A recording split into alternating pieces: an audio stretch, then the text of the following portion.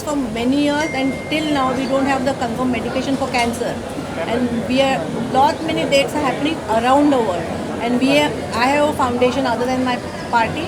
We also work only for the cancer women.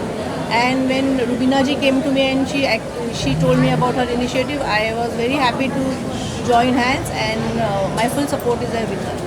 On a very lighter note, as you said, कि cancer तो corona तो हम सबको पता है, इतना पूरे विश्व में हो रहा है, लेकिन अगर हम नंबर देखेंगे टीबी के और कैंसर के नंबर देखेंगे, जिस एक साल में जितनी डेथ होती है लाखों में है, और कोरोना की अगर हम बात करेंगे 1.5-2 साल में जब से कोरोना है, 1.5 लाख या 2 लाख का नंबर आए होंगे ना मौतें हुई। क्या you agree with this? It is more sensitive disease, cancer and tuberculosis is more sensitive than corona.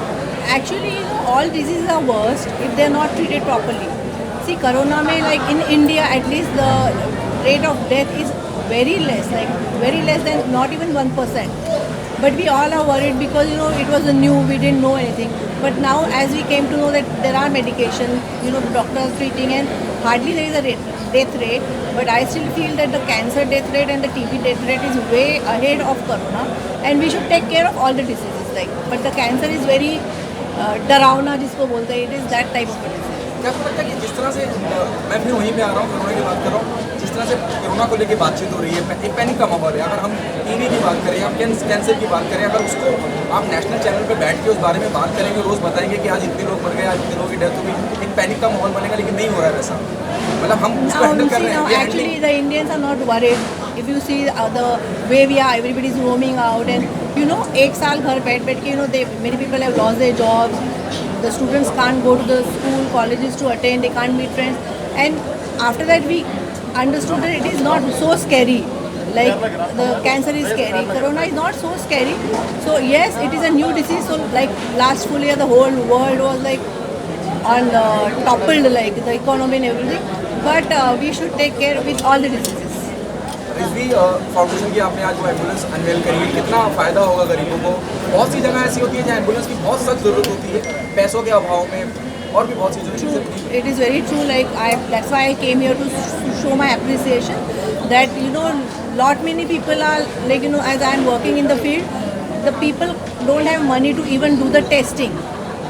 जो प्रायर टेस्टिंग होता है कैंसर के लिए, वो उसके लिए भी पैसा नहीं होता, उनके पास एम्बुलेंस के लिए पैसा नहीं होता। So I feel it is I really appreciate the work. Ma'am, the thing is we're talking about the awareness of cancer actually. Because there are people have to come across so many people who are at the very large stage and they don't come to. उसके लिए how are we trying to really work on that? See, that's what we are doing. That's what I was saying, that the testing part is only so expensive that people don't feel like going out and testing. उनको ऐसा लगता है कि वो आग में जाके अपना पाव रखें. So we try and we give the we call the doctors, we explain to the women, and we push them for the testing. Unfortunately, every time we get to 1 or 2 women, they are infected, they are cancer positive, we give them the treatment also. So they don't want to come across that डर जो होता है ना कि अच्छा I am infected. So they try to avoid. मुझे लगता है कि हमें बहुत सारे हॉस्पिटल में या उनको एनकरेज करना चाहिए, इस तरह के जो टेस्ट आपने जैसे कहा था expensive, they should come forward and ये टेस्ट जहाँ तक कम से कम एक्चुअली द सोशल एक्टिविस्ट जो डोनर्स है, जैसे Rizvi sir, we should have more people who can help them. Everybody wants to do it, but उनके पास पैसा नहीं होता, वो भी होता है. So the government should also fund like Tata है, टाटा कैंसर, ऐसे और इंस्टीट्यूट बनने चाहिए where the poor can get the better treatment and the test. Rita ma'am, आप इस पूरे इनिशिएटिव को लेकर क्या कहना चाहोगे? मैं यही कहना चाहूँगी कि रुबीना जी और डॉक्टर अख्तर बहुत अच्छा काम कर रहे हैं. जैसे शर्मिला मैम ने आपसे कहा कि कैंसर अवेयरनेस पर हम काम करते हैं, और हमें पता है कि कैंसर जब एक घर में आ जाता है तो उस घर का परिवार पूरा डिस्टर्ब हो जाता है.